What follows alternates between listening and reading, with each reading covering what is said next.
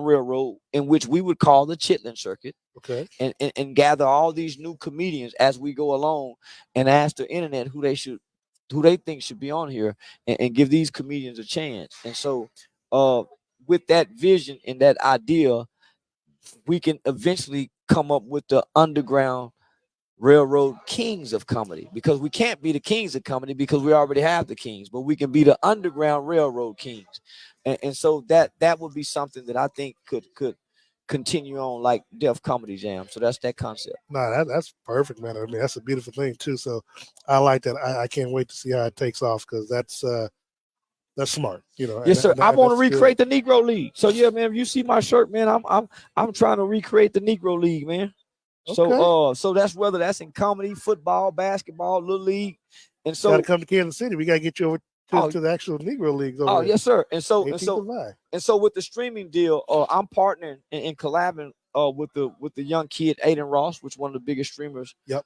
in the world. So he and I do a lot of great content together. We got a great chemistry. His audience love us together. And so it gives me access to more youth, the hearts and the mind of our youth, which is 100% of our future. And so I'm everybody's favorite uncle on the internet now. We are going to talk football and politics in just a second, but Cheryl Dozier wanted me to talk to you about your philanthropic efforts, you know, because I know it's very important and very near and dear to you. So tell us some of the efforts that you're out here doing. Uh, I never stopped working with the youth. I just expanded, and so when I travel to different cities, I make it my business to give a portion of my back end money back directly off into the communities, whether that's the mothers who have buried their children to gun violence, or whether that's going into a school, um, and walking into a classroom, a gym, and looking at the kid who has the ugliest shoes on his feet, and secretly slide them some money, and say, man, go get you some new shoes, and watching the response when they see how much money I gave them. Um, I I, I learned in inner city schools with black children. You can change a lot of children's lives if you build from the feet up. Yeah. And so I've been working with kids for over 12 years. I actually started in like officially documentation in 2012. I watched my mother be a foster parent for over 20 some years after she retired from General Motors. Uh, to some of the most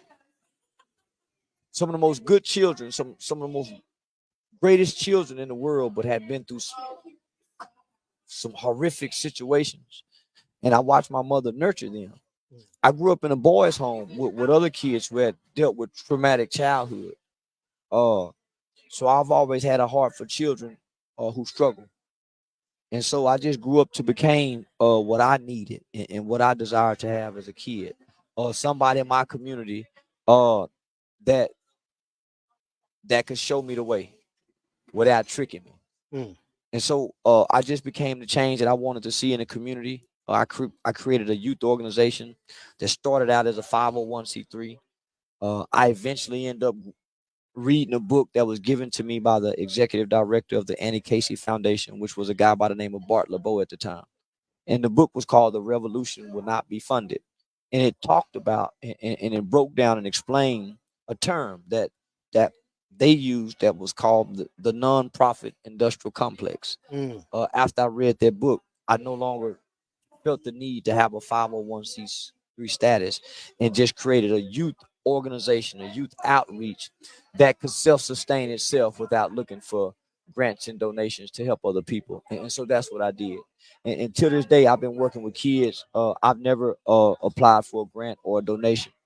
I've never posted my cash app online and asked somebody to send me. So I've always said this is what I'm doing, and based on the consistency of what I was doing, how long I was doing it, and the character of who I was as a person to the community joined in and started supporting me and helping me. So I would never have to ask.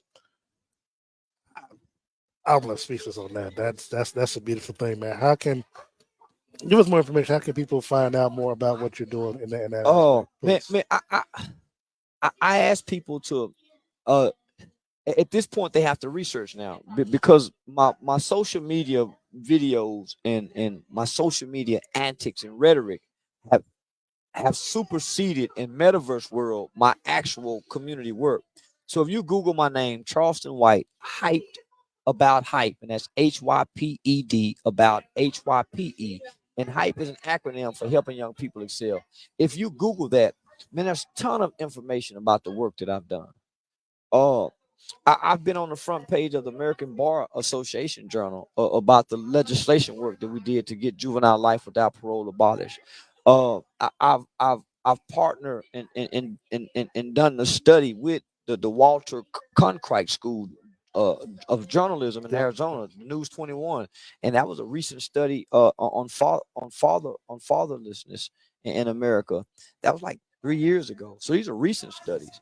I've done trainings for the United States Department of Homeland Security and Human Trafficking Division, North Texas Crime Commission. So this is who I was prior to the internet. I came to the internet. The internet became my outlet. So that's why a lot of times I seem angry, man. I hate you. So that was my outlet. So when I end, that stays there. I trying to learn the internet, I learned me. So try not to beg, try not to be a black person that's asking for donations, that's criticizing other black people for not helping me online, because that's where I was going. So they said, well, man, you get paid for being on social media.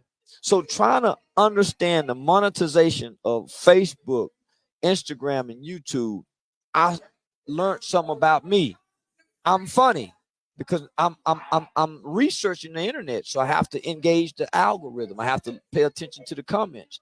So the comments became not just an audience, but a demographics, right? Because they're giving you these analytics on these social media sites. So as I'm trying to learn this, people are saying you're funny. I'm saying I ain't funny. I'm cussing you out because this is my outlet to be frustrated, right? But I'm also trying to monetize it.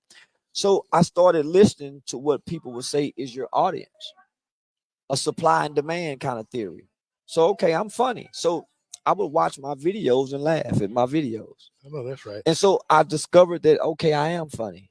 So that's how I ended up being able to navigate through this and not get stuck on social media as an angry black man with this negative rhetoric.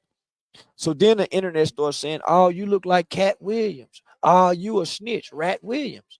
Well, rather than being offended by the term Rat Williams, I made it a character. That's the internet character, Rat Williams. That'll cuss you out and say all these horrible things. So then they start saying, oh, you Uncle Ruckus, you hateful, you don't like this. So I became Uncle Ruckus. So that's where Unc come from.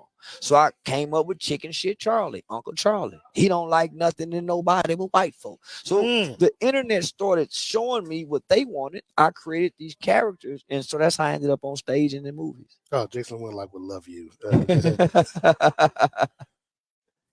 We're joined by Charleston White here on Radio Row on location in Las Vegas, Nevada. Kansas City Chiefs take on the San Francisco 49ers tomorrow at Allegiant Stadium. All right, let's switch topics and talk some sports. They won't talk football. I'm Andy Reid. Yeah, I'm Andy Reid all day. Okay, tell me. I mean, I get a sense, but I don't like to assume. How does tomorrow's game look to you? Well, give me your thought process on the game tomorrow. I'm going with the mulatto quarterback. Yeah, I'm going with the mulatto quarterback that can't nobody seem to beat but Tom Brady. I can't stand you. Yeah, I'm going with the mulattian. God, yeah. It's something about Holmes. Yeah, something about Holmes. And let me just say this. I remember Mike Vick came home from prison. Yeah. And Andy Reid was one of the first people to give him a chance. I've been an Andy Reid fan ever since. Yeah. And there for 4 years, and only that, he's one of the few players, I think one of two players that I think actually, the player that's had two $100 million deals. Yeah. So yeah, no, that's and he was actually at practice on Friday. So okay, yeah. And then I didn't realize, man, this Patrick's what, third or fourth time coming to the Super Bowl? Fourth Super Bowl in 5 seasons. At such a young age. Yeah. Yeah. So they say he the new Brady. So but I'm going with him and Andy. Okay, you got the score? Man, the boy can throw the ball all kind of ways. Yeah, he can throw on the side. I'm just saying, in case I decide to take your advice and go play a slip or something. It's a low scoring game. What? Yeah, this gonna be a low scoring game. Yeah, Oh. defense win championship. This gonna be a low scoring game. Yeah, Chiefs this year. I mean, the defense for the Chiefs has been superb. Like they don't get to Super Bowl without that defense this year. Yeah. So no, I'm with you on that. Yeah. I got to ask you. Look, this week there were discussions at the NFL commissioners' press conference this week. I got a chance to ask the commissioner a question. Oh wow. As it relates to the lack of, they had 0 black news editors, 0 black producers, just 0 blacks in the news media news group. And when I asked him why that is, mind you now, Jim Trotter had asked that question the last 2 seasons. And he ignored him. He ignored him. So I picked up the torch and asked that question, and he